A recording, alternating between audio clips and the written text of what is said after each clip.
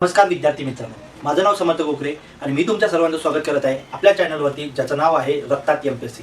तर मित्रांनो, आजचा आपला टॉपिक आहे क्यूब आणि क्यूब रूट. तर मित्रांनो, क्यूब आणि क्यूब रूट म्हणजेच घन आणि घनमूळ. तर मित्रांनो, समजून घ्या क्यूब आणि क्यूब रूट कसा काढायचा. तर मित्रांनो, आपण एक संख्या घेऊया 34 चा घन. आता मित्रांनो, 34 चा जर घन आपल्याला काढायचा असेल तर काय करायचं, हा जो 4 आहे ना, हा 4, या 4 चा करायचा घन. तर आता मित्रांनो, 4 चा घन हा किती झाला, 64 म्हणजे 64. आता हा 64 तीन अंकी संख्या आहे का, नाही आहे. तर या संख्येला जर तीन अंकी संख्या करायची असेल तर कसं करायचं, याच्या समोर टाकायचा 0. तर मित्रांनो, या संख्याची ना मूळ बदलला आणि ना ही संख्या ती 2 अंकी राहिली, ही झाली आता 3 अंकी. आणि त्याचप्रमाणे या 3 चा करायचा घन. आता 3 चा घन हा किती झाला मित्रांनो, 27. आता 27 बी 3 अंकी संख्या नाही ना, याला पण 3 अंकी संख्या करायची. मग त्याला 0, मग हे झाला 027. तर मित्रांनो, कोणती बी तुम्हाला संख्या दिली असेल, पहिले त्याचा घन करायचा, बघायचं की तो जो नंबर आला तो 2 अंकी संख्या आहे की 3 अंकी संख्या आहे. जर 2 अंकी संख्या असेल तर त्याला 3 अंकी करायचं, आणि 3 अंकी संख्या असेल तर त्याला काहीच नाही करायचं, त्याला तसंच राहू द्यायचं 3 अंकी संख्या. इथपर्यंत प्रोसेस समजली मित्रांनो. तर आता जाऊया नेक्स्ट प्रोसेसवर. नंतर काय करायचं, हा जो नंबर आहे ना मित्रांनो, हा नंबर दिसतो ना तुम्हाला, 3 4 आणि हा वरचा घन 3. तर याचा काय करायचं, मल्टिप्लिकेशन. आता मित्रांनो, तुम्ही मला सांगा, 3 चूक किती, 12 आणि 12 त्रिक किती झालं, 36. समजून घ्या मित्रांनो, हा 36 कसा आला, 3 चूक 12 आणि हा जो 12 ला याला या 3 सोबत केलं मल्टिप्लिकेशन, म्हणजे 3 4 आणि 3 यांचा केला मल्टिप्लिकेशन म्हणजे गुणाकार. 3 चूक 12 12 त्रिक 36. हा 36 आला ना, याच्यानंतर काय करायचं, जो आपला मूळ नंबर आहे, मूळ नंबर कोणता आहे, 34. ही मूळ संख्या आहे ना मित्रांनो, ही जे 34 आहे ही मूळ संख्या आहे ना, तर या मूळ संख्येला हा जो नंबर आला याच्यासोबत करायचं मल्टिप्लिकेशन म्हणजे गुणाकार. याच्यासोबत केला आपण गुणाकार. आता मित्रांनो, या 2 अंकी संख्यांचा करायचा गुणाकार. आपल्याकडे या 2 अंकी संख्यांचा गुणाकार करण्यासाठी एक ट्रिक आहे, जी तुम्हाला मी आता सांगेन. थोडं मोकळं देतो मित्रांनो, म्हणजे तुम्हाला व्यवस्थित समजून जाईल. हा 36 आहे, हा 36 आणि हा 34 आहे. थोडं मोकळं लिहिलं. याचा जर गुणाकार करायचा असला तर कसं करायचं मित्रांनो, या दोघांचा करायचा गुणाकार. आता साइन चूक किती झालं, 24. 24 चा 4 उरला किती, 2. ही एक स्टेप समजली. आता दुसरी स्टेप, या 3 आणि या 4 यांचा करायचा गुणाकार, आणि हा 6 आणि हा 3 यांचा करायचा गुणाकार. 4 त्रिक 12 प्लस साइन त्रिक 18. एवढं समजलं. पहिल्यांदा या दोघांचा करायचा गुणाकार, जी संख्या आली ती संख्या इथं लिहायची आणि एक हातच्याला गेला. नंतर काय करायचं, या 4 चा करायचा आपापसा म्हणजे गुणाकार, ज्याची ही आली 12 आणि 18 हे किती झालं मित्रांनो, आपलं 30 आणि हा 2 किती झालं, 32 चा 2 उरला किती मित्रांनो, 3. आणि लास्ट स्टेप काय करायची मित्रांनो, या 2 संख्याचा करायचा गुणाकार, म्हणजे 3 त्रिक किती मित्रांनो, 9. आणि आपली ही आजच्याला उरली होती ना, तर 9 आणि 3 किती झालं, 12. म्हणजे 1224 ही अंकी आली. तर या अंकाचं काय करायचं मित्रांनो, इथे 0 टाकायचा आणि ही जी अंकी आली या अंकेला इथे करायचं ऍडिशन. बरोबर आहे. ती ऍडिशन केली, किती आली, 4 6 4 10 0 एक गेला हातच्याला, हा 2 आणि हा 1 किती झाला, 3 7 2 9 ही 2 आणि ही 1 किती झाला, 3. तर हे झालं मित्रांनो आपलं उत्तर. टेन्शन नका घेऊ, समजलं नसेल मी अजून एक उदाहरण घेईन.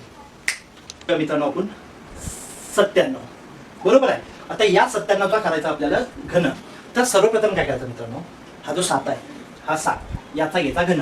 तर 7 चा घन किती, 343. 7 चा घन किती, 343. आणि 9 चा घन हे किती आहे, 729. ही झाली आपली पहिली स्टेप. दुसऱ्या स्टेप मध्ये काय करायचं, हा 7 हा 9 हा 7 आणि हा 3 यांचा करायचा गुणाकार. आता 9 7 63 9 7 63 आणि गुणिला हा 3 किती झालं, 3 त्रिक 9 आणि साइन त्रिक 18. म्हणजे जी नवीन संख्या आली आपल्याजवळ ती आली 189. आता या 189 चं करायचं काय, ही जी मूळ संख्या आपली, मूळ संख्या कोणती, 97. तर या 97 ला याच्यासोबत गुणायचं. बरोबर आहे, हे 97 ला याच्यासोबत गुणलं. आता 9 7 किती झालं, 63. 63 चा घेतला आपण 3, हातच्याला किती गेला, 6. 8 7 56 आणि हा 6 किती झालं मित्रांनो, 62 चा घेतला 2, 6 गेला हातच्याला आणि 7 1 7 आणि हा 6 किती झाला, 13. मग 0 घेतला. मग मित्रांनो डबल या 9 ला या 3 संख्येसोबत गुणायचा.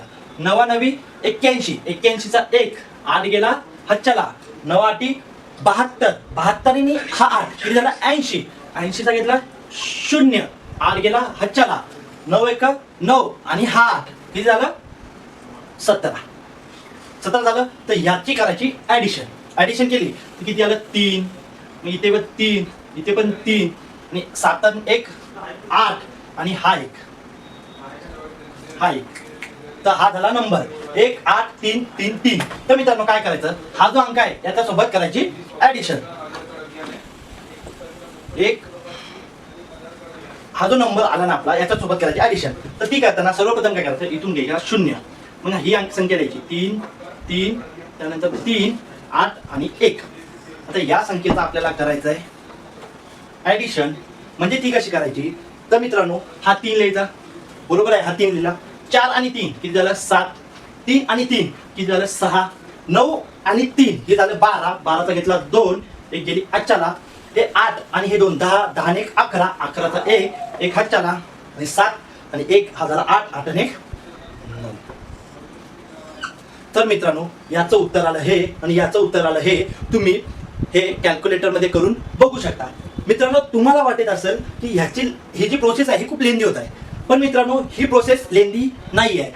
थोडा तुम्हाला त्रास कुठे होईल, इथे जेव्हा तुम्ही हे मूळ संख्येसोबत गुणणार ना तेव्हा तुम्हाला थोडा त्रास होणार. पण मित्रांनो समजून घ्या, जर तुम्ही दुसऱ्या प्रोसेस न करायला गेलाय जी आहे मार्केटमध्ये, जर प्रोसेस बघितली तर ए प्लस बी चा होल क्यूब, मग या पद्धतीने तुम्ही सॉल्व्ह करणार की ए स्क्वेअर प्लस 3a² बी प्लस 3ab स्क्वेअर आणि प्लस बी स्क्वेअर.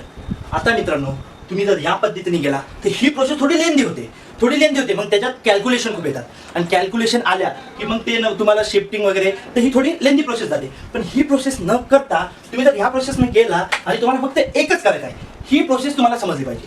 ही प्रोसेस एकदा तुम्हाला समजली ना मग हे तुम्हाला खूप इझी जाणार. आणि या प्रोसेसला तुम्ही करायला जाणार तर तुम्हाला खूप अवघड. तर मित्रांनो आता आपण बघणार आहोत घनमूळ म्हणजे क्यूब रूट. तर मित्रांनो घनमूळ बघण्याआधी तुम्हाला नाही का 1 ते 10 हे तुम्हाला घन पाठ पाहिजे. तर 1 चा घन 1, 2 चा घन 8, 3 चा घन 27, 4 चा घन 64, 5 चा घन 125, 6 चा घन 216, 7 चा घन 343, 8 चा घन 512, 9 चा घन 729 आणि 10 चा घन हे 1000. तर मित्रांनो सर्वप्रथम हे घन तुम्हाला पाठ पाहिजे आणि तुम्ही तुमच्या पुस्तकामध्ये हे एका साईडला लिहून घ्या.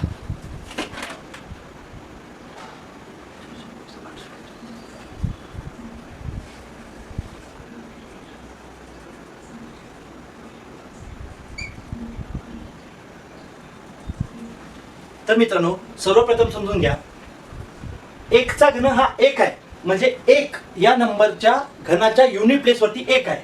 त्याचप्रमाणे 4 च्या घनाच्या 4 आहे, 5 च्या घनाच्या 5 आहे, 6 च्या घनाच्या 6 आहे आणि 9 च्या घनाच्या 9 आहे. म्हणजे 1 त्यानंतर 4 5 6 त्यानंतर 9 हे जे 4 घन आहे यांच्या घनाच्या युनिट प्लेस वरती हे ते सेमच नंबर आहे. तुम्हाला एक मी फॉर्म सांगतो.